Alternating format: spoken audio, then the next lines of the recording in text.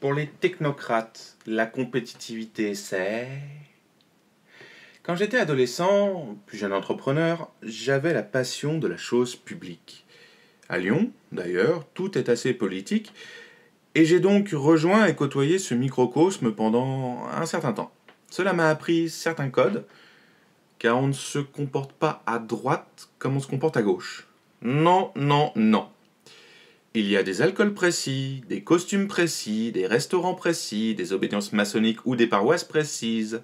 Bref, toute une culture précise. Ça, c'est pour le folklore de l'élection. Ça n'a pas beaucoup changé, même si l'arrivée d'Emmanuel Macron et de Renaissance a permis de redistribuer les cartes. Ensuite, j'ai eu d'autres sensibilités. Avoir évolué dans certains réseaux feutrés m'a permis de faciliter les interactions avec la vie parisienne quand je suis revenu à Paris. Là, tout est plus politique, moins folklorique, ceci dit. Il est question d'argent et de postes dans les administrations. Plus on se rapproche du pouvoir, de toute façon, plus les choses deviennent lourdes. Puis j'ai décidé de me consacrer à l'art de la guerre économique et me suis dit, pourquoi pas voir ce qui ressortirait de ce réseau. Après tout, je connais les codes. J'ai quelques relais de qualité, en province et à Paris. Ce que j'ai découvert et compris avec le temps, c'est qu'en fait, peu importe d'avoir les codes ou des convictions en France. La République française n'existe que pour elle-même. As-tu déjà regardé comment elle est enregistrée sur LinkedIn? C'est un service de lobbying. C'est peut-être la meilleure définition que j'ai pu trouver de ce qu'est la République française. Contrairement à la Scandinavie, où les impôts sont en fait des investissements sur le bien-être global, commun, ce qui explique pourquoi un ministre qui se paye un restaurant aux frais de l'État se fait immédiatement incendier par la presse et le peuple. Chez nous, l'impôt est un dispositif permettant de financer une entreprise de lobbying. Une entreprise qui dispose d'une pseudo-représentation, car les élus au Parlement s'occupent bien souvent de leur carrière. S'ils ont le malheur d'avoir des idéaux, comme j'ai pu en rencontrer certains, ils finissent par les perdre. Un élu ou un ministre, en fait, c'est ni plus ni moins qu'un commercial. Le champion en titre étant Bruno Le Maire, le big boss des VRP, qui enfume autant que possible ceux qui payent les impôts. Si, franchement. J'ai lu cet été le livre de Jordan Belfort, c'est Le Loup de Wall Street. Et c'est vrai qu'il est vraiment doué, Jordan Belfort. Mais alors, dans le cas de la méthode Le Maire, je crois qu'on a atteint des sommets quand même. Si tu comprends ce principe, ce système, cette organisation, tu comprendras pourquoi la France, en tant que collectivité, décline en termes de puissance sur les marchés internationaux. Les véritables actionnaires du pays ne sont pas les électeurs ici, c'est les opérateurs d'importance vitale, les OIV. Ces entreprises qui sont passées de 250 à près de 400, je crois, et qui permettent d'exercer une aura puissante sur les marchés locaux et internationaux. Ce sont les principaux bénéficiaires de la communauté du renseignement, des faveurs régaliennes de l'État. Car toute la clé repose sur l'organisation fiscale et la rente perçue par l'État. L'administration aborde l'ensemble sous un angle technocratique, pur et simple. Tu en as gros parce que tu te sens pas écouté? Eh bien, comme dit l'adage, la dictature c'est ferme ta gueule et la démocratie c'est cause toujours. Ton sentiment de ne pas être considéré est normal aujourd'hui parce qu'il est réel. Le service public n'est plus un service, mais une illusion logistique qui n'a aucune culture de la performance. D'ailleurs, quand on s'abonne à la presse interne de la fonction publique, on découvre que dès que l'exécutif, donc Emmanuel Macron et son staff, veut déployer un peu de culture de la qualité, c'est-à-dire récompenser les plus méritants, les syndicats se dressent pour crier au scandale. Non mais attends, on risquerait de mettre les fonctionnaires en compétition. Et alors? Cela leur ferait mal d'être efficaces? Et d'apprendre à se dépasser dans leur travail pour être efficaces, être performants vis-à-vis de leurs clients, de leurs citoyens? Franchement, critiquer l'Élysée parce que ça ne marche pas et ne pas communiquer sur ce qui se passe en interne, sur ce comportement malsain, ça craint.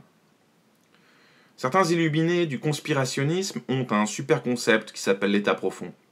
En fait, j'en suis venu à penser qu'il existe, mais alors il n'existe pas au sens du délire conspirationniste, hein. Il s'appelle juste fonction publique et profession réglementée. Oui, parce que cette deuxième catégorie est très intéressante aussi. Parce qu'elle a la protection de son marché, c'est-à-dire que les nouveaux entrants sont limités, elle a une activité garantie par des obligations légales auxquelles sont soumis chaque citoyen, et qui, pour autant, se comporte avec un profond mépris pour les citoyens.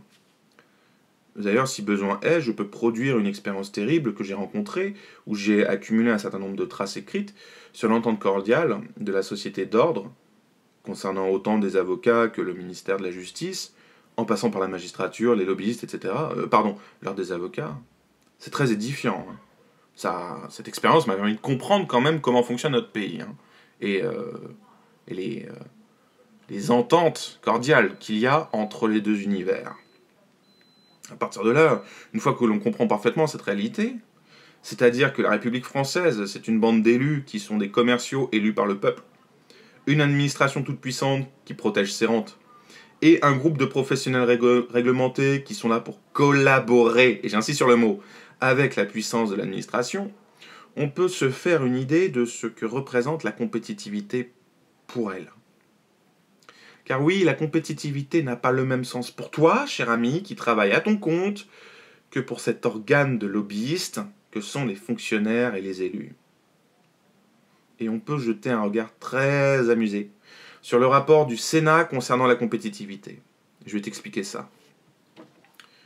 Dans la tête d'un administratif ou d'un élu, compétitivité signifie gagner plus d'argent. Jusque-là, pas de problème, le privé et le public sont d'accord. Mais dans la tête d'un acteur du public, gagner plus de cash, ça veut dire ponctionner plus d'impôts. Donc ça veut dire plus d'emplois, car plus tu as d'employés dans le privé, donc des gens qui créent de la valeur ajoutée, réelle, significative, de la valeur marchande, plus tu as de consommateurs et de contributeurs. Ah oui, parce que tu payes des impôts sur ta fiche de paye, hein, sur les fiches de paye, tu le sais très bien d'ailleurs, c'est toi qui les règles. C'est ce qu'il fallait découvrir. Alors, dans la tête d'un élu, quand il y a perte d'emploi, parce que délocalisation, pataquès, machin, bon, ça veut dire patate et pain noir. Tous les soirs. Fini le Fouquet's. Ou alors, il faut créer de nouveaux impôts. C'est là où je ne peux pas être critique vis-à-vis des plans d'Emmanuel Macron, car ayant un peu d'expérience en termes de négociation et de gestion d'actifs, ce brave garçon a quand même compris qu'il fallait un peu restructurer le système fiscal, au lieu de traire la vache à lait, même quand elle n'a plus de lait. Bon, petit aparté. Cela signifie aussi qu'il y a quand même quelques stratèges dans l'entreprise de lobbying République française. Tu vois ? Et je pense que c'est dans cette optique que le fameux rapport du Sénat sur l'intelligence économique a été conçu. Le problème de ce rapport, c'est qu'il a été élaboré en relation avec l'administration. Et que la majorité de ses préconisations sont tout simplement perchées. Je vais entrer un peu dans le détail, mais il faut bien que tu comprennes ça. L'administration ne part pas du principe que tu as besoin de vivre et de travailler, que le mérite existe. D'ailleurs, dès qu'on veut récompenser le mérite, chez elle, elle se braque en interne. La République française, la grosse entreprise d'influence qui regroupe une armée de petits nobliaux, pense que tu dois tout, que tu lui dois tout. Comme le faisaient les nobliaux d'ailleurs d'avant de la Révolution française. Hein. Je dis ça, je dis rien. Donc en d'autres termes, toi, t'es un idiot, un bonbonnet, qui ne comprend rien au monde qui l'entoure. Voyons donc quelques morceaux choisis du rapport, dans le plus pur style « Il faut qu'on n'y a plus qu'à ». Si cher aux technocrates et autres sachants. Il faut qu'on n'y a plus qu'à. Premier point. Confier à un secrétariat général à l'intelligence économique rattaché au Premier ministre l'élaboration en interministériel d'une stratégie nationale d'intelligence économique. En langage clair, c'est un gros bordel sur lequel on ne contrôle rien, et puis d'ailleurs on ne comprend rien. Donc il faut faire un budget pour qu'un haut fonctionnaire décide pour tout le monde, tout simplement. Tu remarqueras que tout ça se passe interministériel. Toi et ton business, on s'en fout, hein. De toute façon, tu n'as rien à dire. Deuxième idée. Doter chaque organisme de recherche d'un schéma directeur pour l'intelligence économique et d'un référent à l'intelligence économique. En langage clair, on a été trop bête jusqu'ici pour comprendre ce que c'était. On ne veut pas se baser sur les travaux des gens de terrain, hein, du privé, c'est pas bien, c'est sale. On veut faire notre truc à nous, alors on va diriger leurs actions.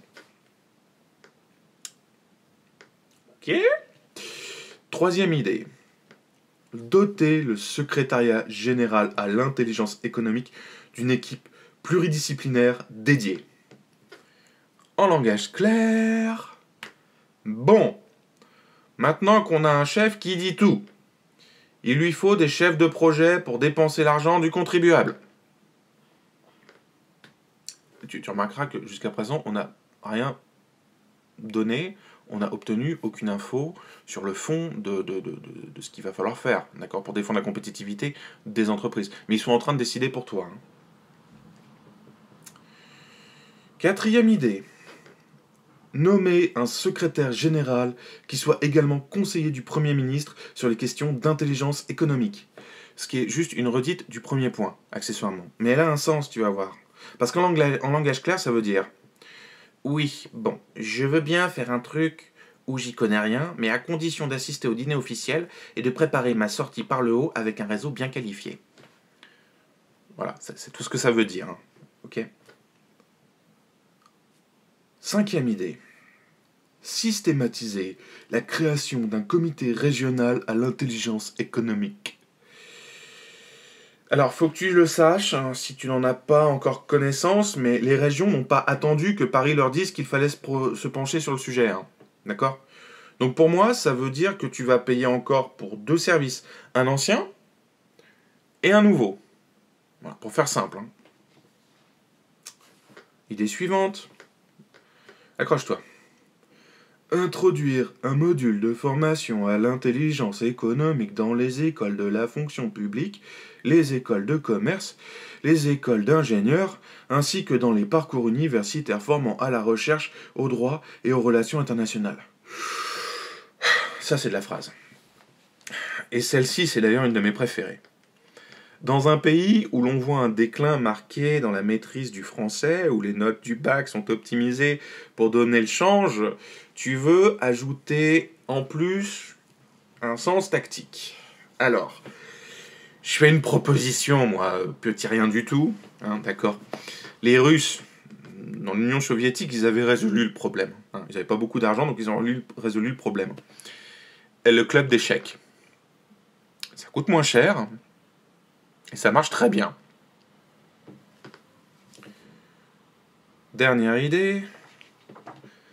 Développer la formation continue à l'intelligence économique et sensibiliser également les syndicats des employés et des employeurs.